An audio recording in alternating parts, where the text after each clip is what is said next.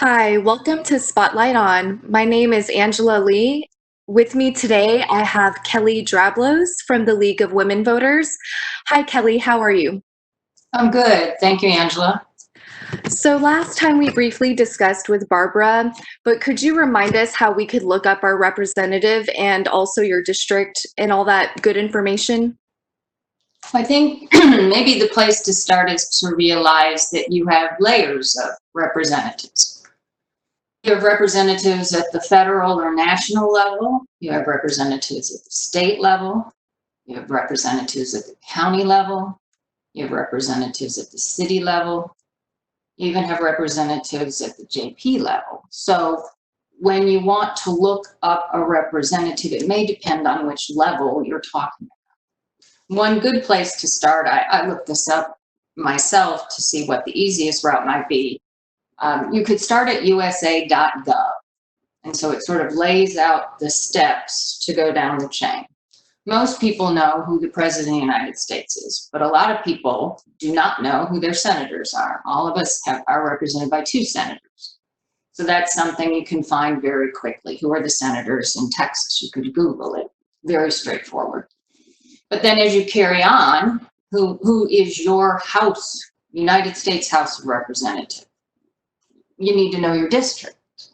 That's something you find out with your address. So usa.gov, capital.texas.gov, vote411.org, all of these sort of, and vote.org websites are good places to start. One interesting thing, and you'll have to tell me if I'm getting my voter registration card in front of the camera. All of us who are registered to vote in Texas are going to have some kind of a card mailed to us. In this 2-year period, it's going to be orange. At the left of this card are a bunch of district numbers. So you have this handy little way of determining which district you're in. What is your Texas State House district? What is your Texas Senate district? What is your City Council district?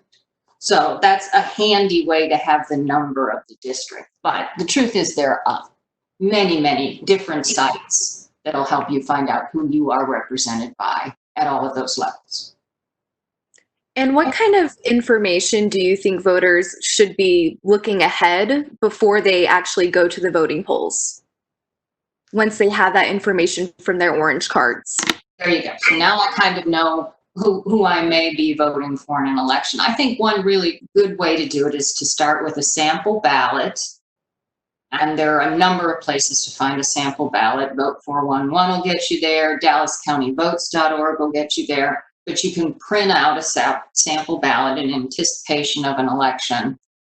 And then also perhaps to start out with some issues that are very critical to you as an individual. It'll help you look at information about candidates. So let's just say environmental issues are very important to you. When you go to analyze this sample ballot, and vote411.org is an amazing website, and of course I must have the League of Women Voters website, but you can find interviews with candidates at that site. So let's say you're interested, this November you'll be able to vote for the Senate, or one of the 2 Senate spots is up for re-election this November. You can look up information on the stances of the 2 candidates, the Democratic candidate and the Republican candidate on issues. And I would think both of them will make some attempt to speak to environmental issues. You can also follow candidates on Twitter, and you can find organizations that you trust, that you like to follow on Twitter or on their social media in general, or their print forums. That if you're a member of the Sierra Club, they're going to give you information about who they're supporting in elections or issues that they think you should consider when you do research on candidates. But if you begin with a sample ballot, it'll kind of walk you through those levels I was talking about. When we were on campus in spring and doing Get Out the Vote at Richland, we'd give people a sample ballot. In the spring, you were choosing between a Republican primary sample ballot and a Democratic primary sample ballot. But we walked through all the various levels, and they could see sort of how it was organized. And then there was a voter guide that went along with it, where they could look up information about those candidates. And the League of Women Voters will do that same voter guide in the fall. So it sounds like there are a lot of resources to actually find out more information about your representatives. Something that we had discussed last time too was a down ballot. Could you actually elaborate on what that is and why it's important to get involved in voting in down ballots? So when you're presented with this long ballot, and it'll be a long ballot in November, it's a little bit daunting. At the top of the ballot will be a choice between a Republican candidate and a Democratic candidate for president. People tend to know a lot about that. They'll be inundated with all kinds of television ads and information, and their friends will talk about it.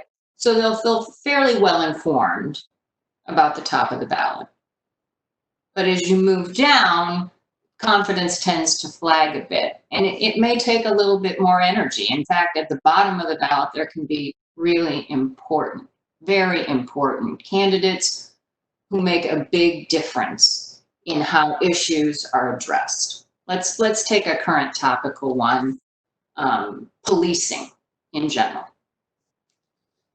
There are federal bills that will be considered and are being considered as we're sitting here on police reform.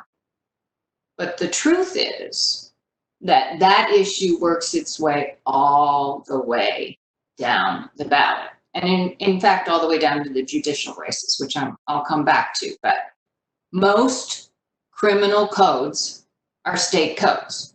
So there are federal crimes, and the federal government can provide incentives to the states with respect to policing. But let's start at how do you know whether you committed a crime or not? That's typically codified by the state legislature, and then those laws are signed by the governor.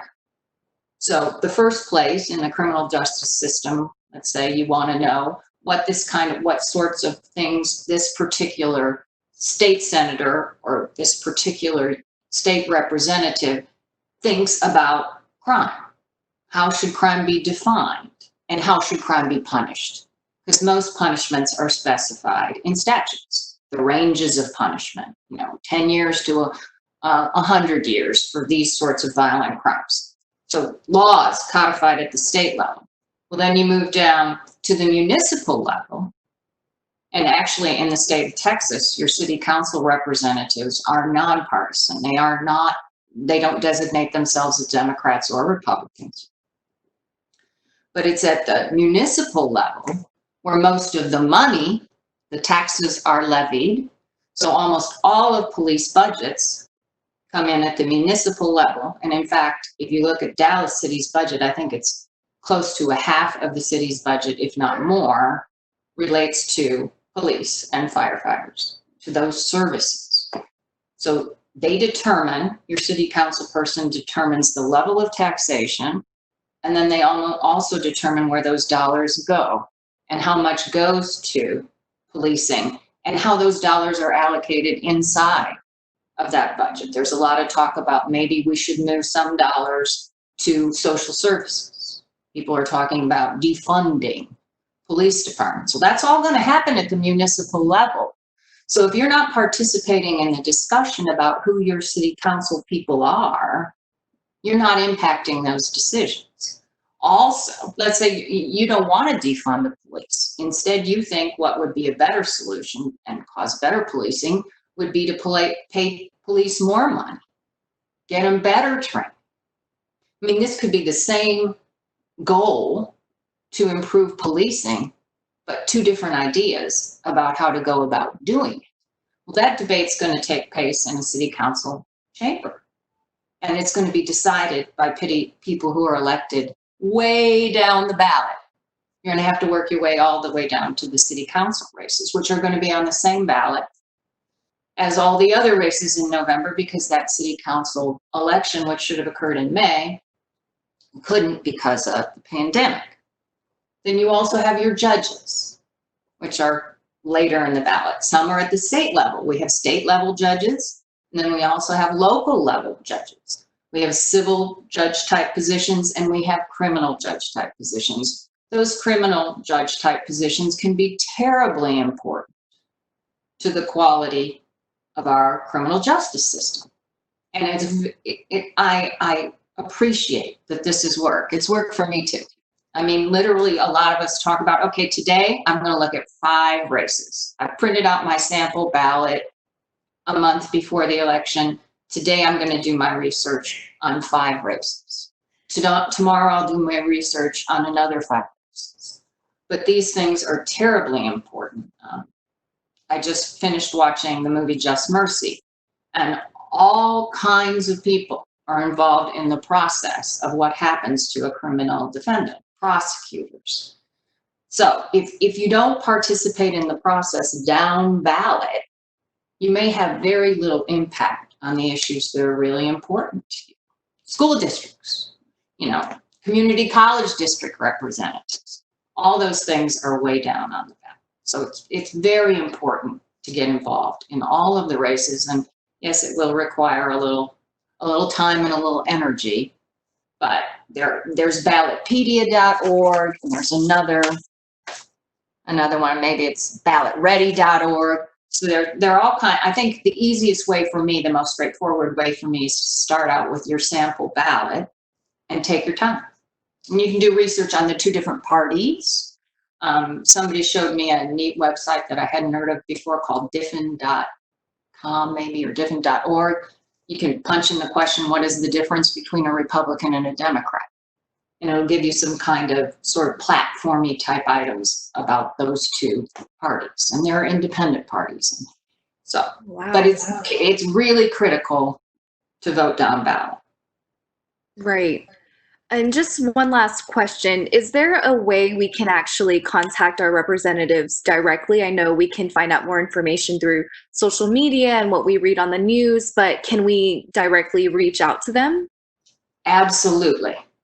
This is another way to impact the political process other than voting.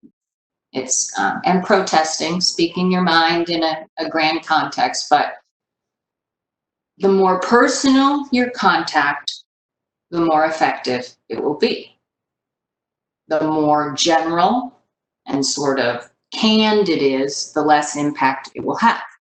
And also remember, elected representatives want to speak to their constituents. So the place where you're going to have the most impact if you want to contact someone is if that person knows that you live in their district. You're one of their constituents, because the way they hang on to their jobs is by representing their constituents. They want votes, they want contact. So, kind of in getting yourself involved with the political process 101 is to write a letter or an email in the modern age, or make a phone call. At a very local level, you could probably get an appointment with your city councilors. You could probably attend a town hall for your local Texas state representative. But you absolutely can make a phone call, write a letter, or send an email. Most effectively to someone who knows you are there, that you reside in their district. At the higher levels, the President of the United States, your letter's kind of going to go into a pile where it'll get counted for or nay a particular issue. But those are kind of the classic things. People take trips to Washington, D.C. and make appointments to meet with their U.S. House representative and get a tour of his office or her office. So they're kind of classic, and they're more than happy to talk to constituents. Typically, you'll more likely, as you move up the chain, reach a staff person. If you make a phone call, you want to be sure you try to talk to someone and you tell them what the issue is that's on your mind. When something's very important and timely, they'll be keeping count. They'll literally count the number of phone calls they get from someone who's for passage of a particular bill or against the passage of a particular bill, trying to influence how they vote. Thank you so much for joining us today. Again, my name is Angela Lee, and this is Spotlight On.